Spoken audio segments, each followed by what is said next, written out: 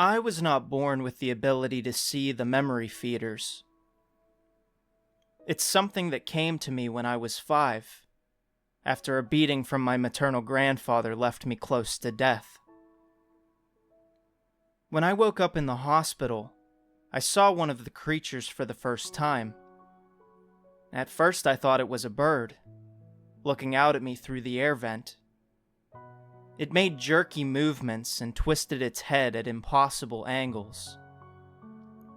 Then, it flattened itself as thin as a stingray and seeped out the vent, entering my hospital room, where it flew down and landed on my grandfather's shoulder as he slept. Then it opened its mouth and stuck its long tongue into his ear. I sat there, holding my hospital blanket tight. I would have screamed, except my lips were so swollen I could barely open my mouth.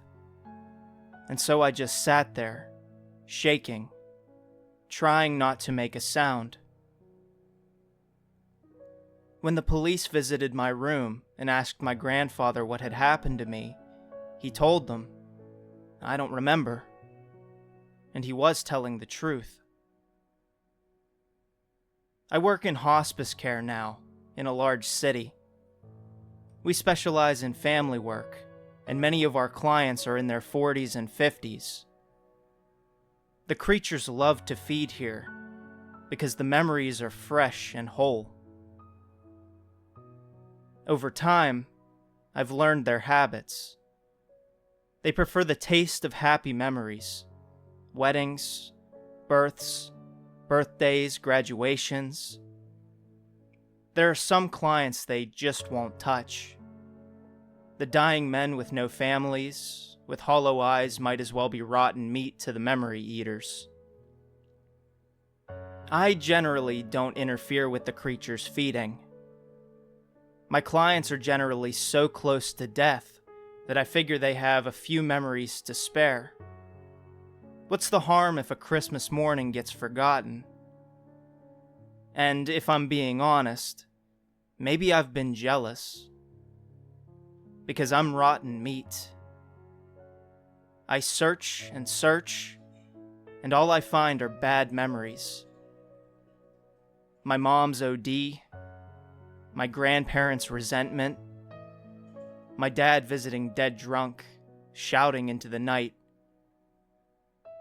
The feeders avoid me like I'm radioactive.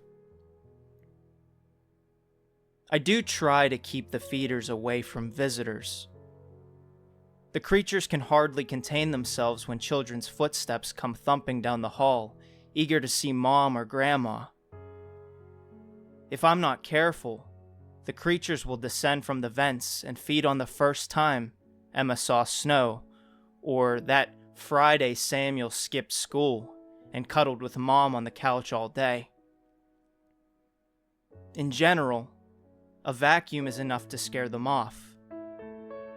So if I see them eyeing a child's ear, I'll head into the room and get busy, even if it interrupts a tender conversation between mother and son.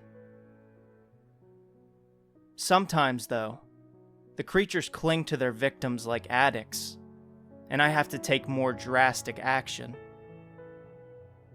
I've found that I can grab them by the wings and fling them out the window. Once or twice I've killed them, snapping their necks. But afterward, the stench smell of sulfur was overpowering, and it took weeks of scrubbing my hands before they felt clean.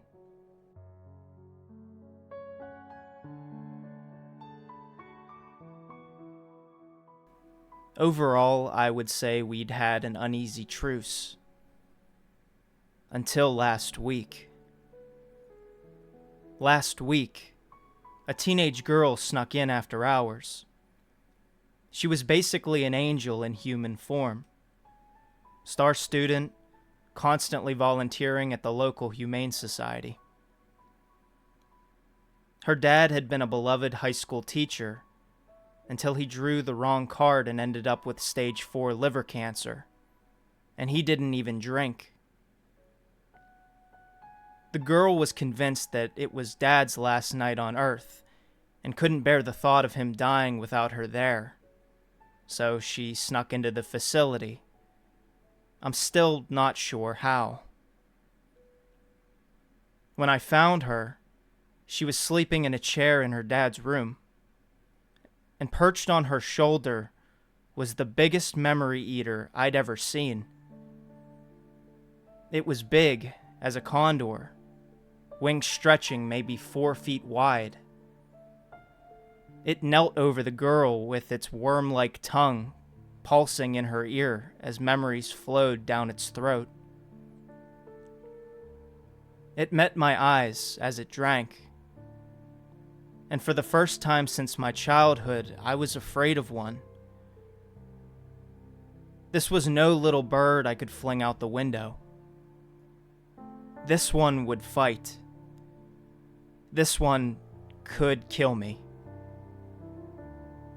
I stood there shaking as the creature stared at me with its black eyes, warning me that one more step would mean death. I started to back away. If I left things as they were, no one would ever know. Even the girl might go through her whole life, never realizing what had happened, what she was missing. Something in me couldn't do it. No matter how much I wanted to run, I wouldn't let myself. And so I charged forward, tackling the creature off the girl. It clawed at me with its talons, ripping my arms. They stung with invisible wounds, like I'd been lashed with invisible whips. It bit at me too, trying to blind me with its beak. When that didn't work, it unleashed its tongue, licking at my face, its saliva burning me like acid. Holding its body off with my left hand, I reached forward with my right, grabbing the creature's tongue. Then it wrapped around my arm over and over, gritting my teeth as the acid seeped through my skin. As it did, I began to realize I was forgetting. My mother was the first to go. I still had the awareness of her overdose, but the details began to grow fuzzy.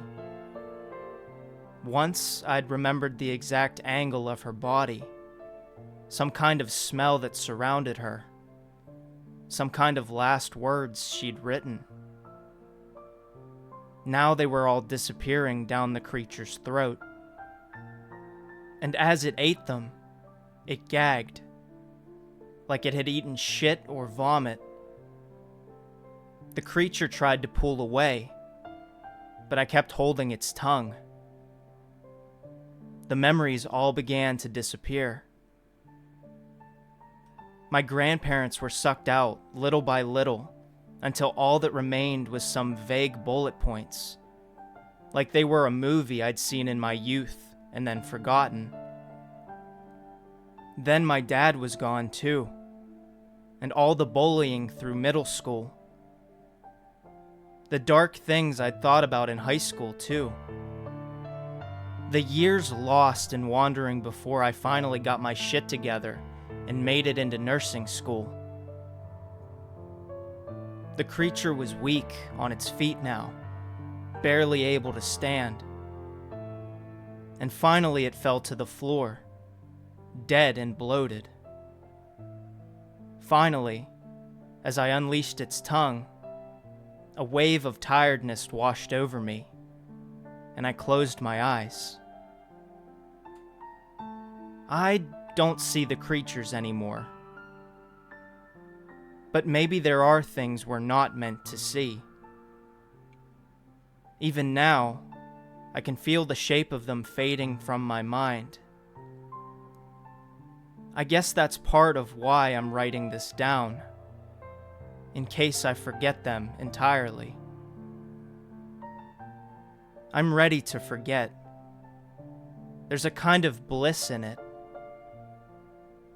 Ever since that night, I walk the halls of the hospice, and I don't feel heavy anymore. I never used to hug the grieving families, but now I do. When that teenage girl's father died, I held her close as she wept in my arms, and she kept saying, "Thank you, thank you, thank you." Had she woken up? Had she seen the fight? Or was she thanking me for something else? And in truth, I could barely remember what I'd done.